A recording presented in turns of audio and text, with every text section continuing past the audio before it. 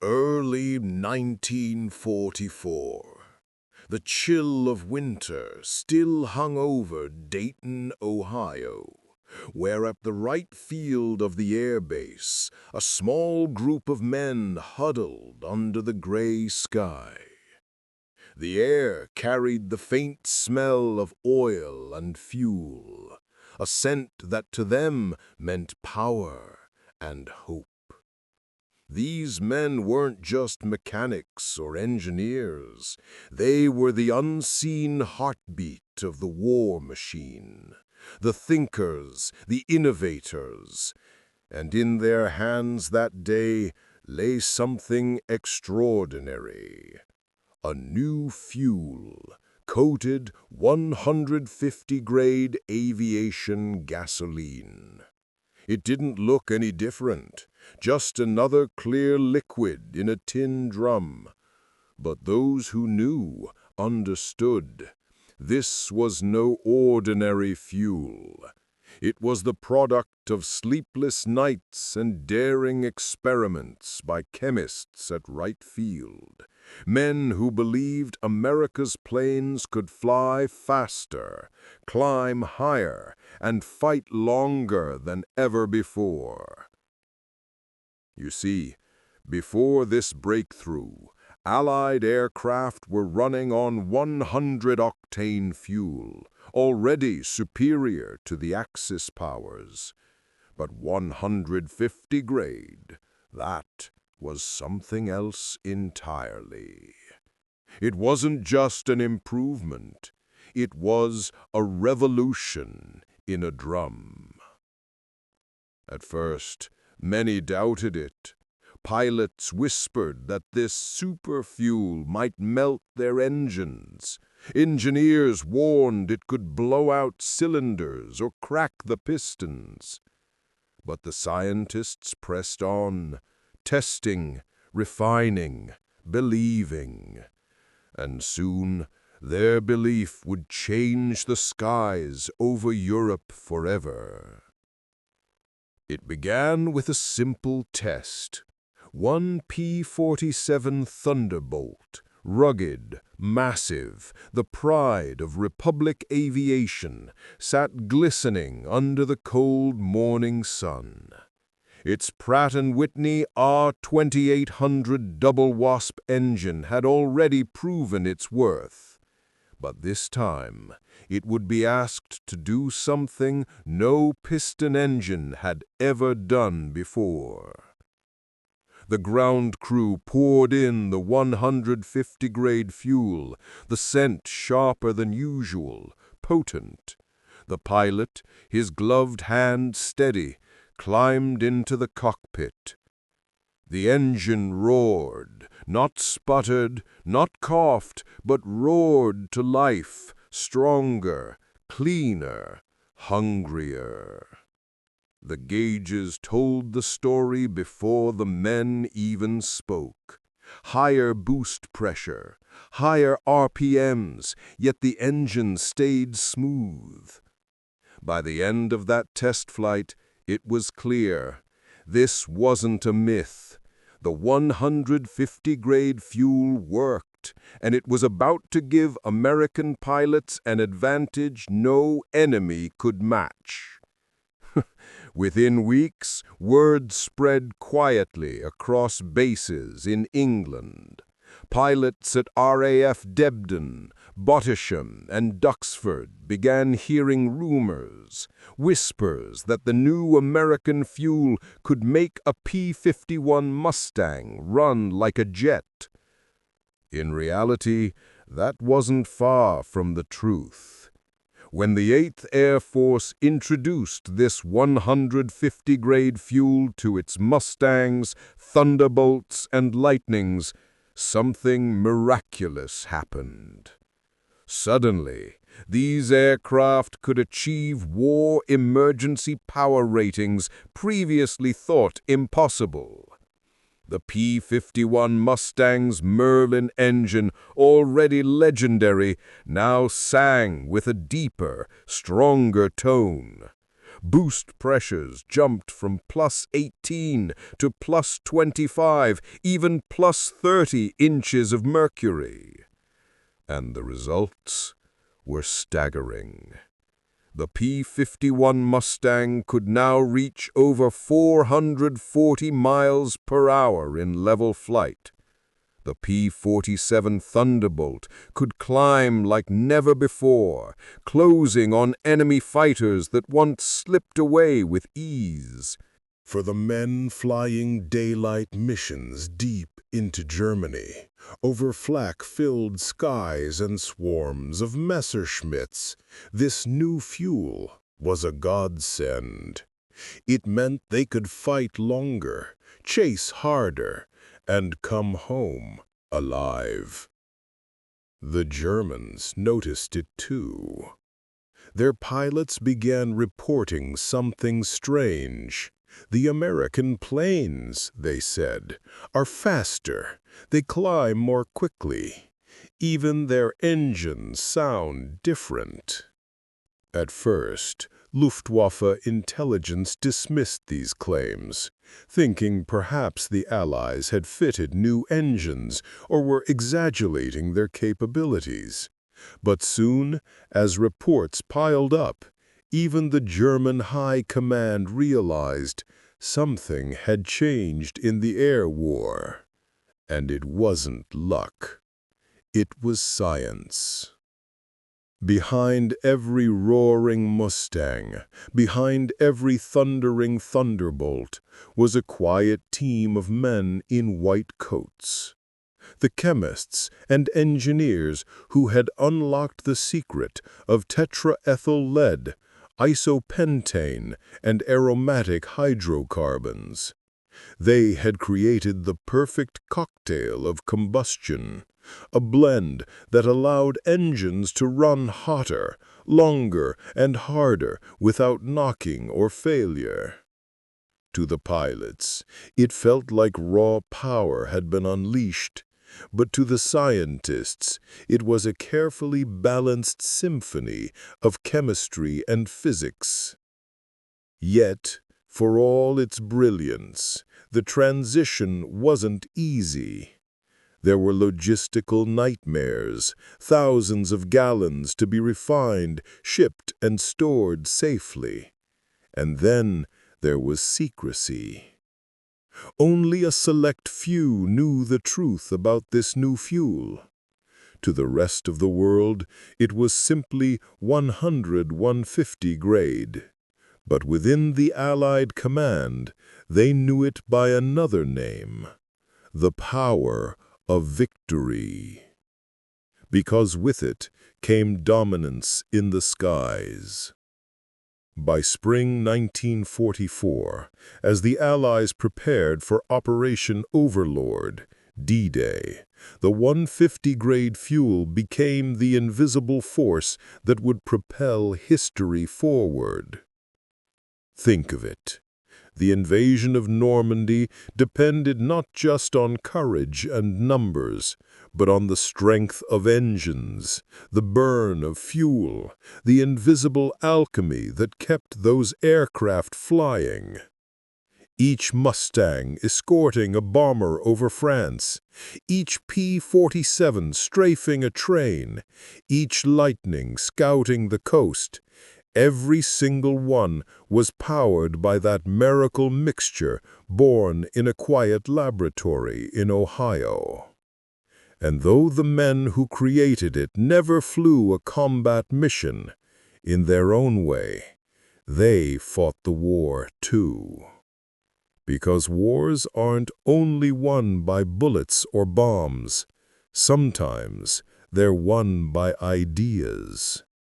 And in early 1944, in a small corner of Dayton, that idea ignited the engines of victory.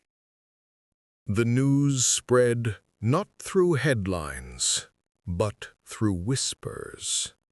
Across the damp airfields of England, from Debden to Leiston, from Boxted to Bodney, pilots began to notice subtle changes. Engines were stronger, climb rates higher, fuel gauges fell slower, yet the planes flew faster. Something was happening. Ground crews called it the new brew, but to the pilots it felt like magic. When the 8th Air Force officially introduced 150-grade fuel to its P-51 Mustangs, P-47 Thunderbolts, and P-38 Lightnings, the skies above Europe would never be the same again. The transformation began quietly in March 1944. At first, just a few squadrons were equipped, test units under tight secrecy. But once the results came in, the numbers spoke louder than any propaganda. P-51s now achieved war emergency power settings that pushed them into a new league of speed. Thunderbolts, once mocked for being heavy, could climb faster than German fighters at high altitude. And the twin-engined P-38s, long hampered by fuel limits, could now escort bombers deeper into the Reich, all the way to Berlin and back. Imagine the relief. For months, bomber crews of the 8th Air Force had suffered staggering losses. They had flown into flak-filled skies over Bremen, Hamburg, and Schweinfurt without sufficient fighter cover. Entire squadrons were wiped out. But now, the long-range escorts had arrived, stronger, faster, and fueled by innovation. The Germans felt it first. In the skies above northern France, Luftwaffe interceptors, once the predators, suddenly became the prey. The familiar howl of the Merlin engine, now fed by 150-grade fuel, struck fear into enemy pilots. The Mustangs could dive steeper, pull harder, climb higher, and still keep running smooth when the Germans' engines began to sputter.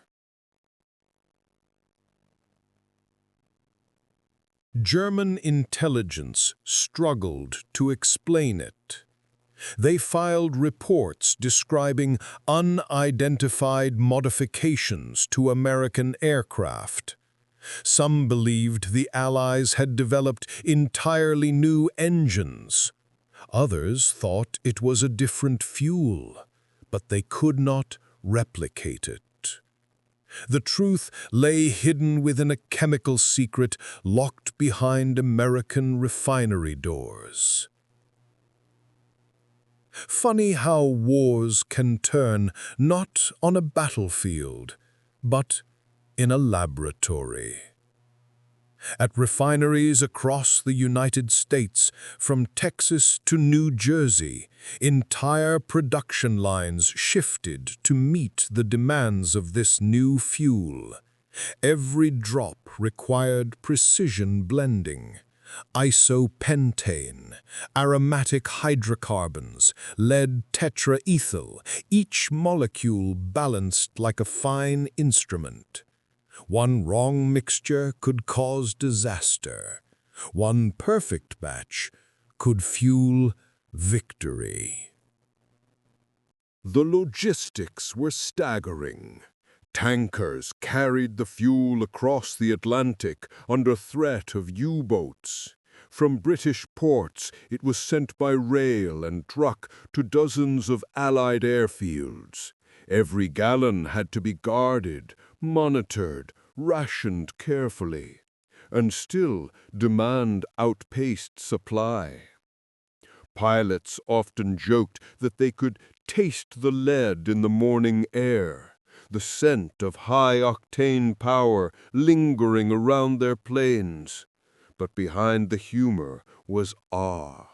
They knew they were flying something extraordinary, something the enemy did not have. In one pilot's diary, he wrote, "It's like flying with God in your engine.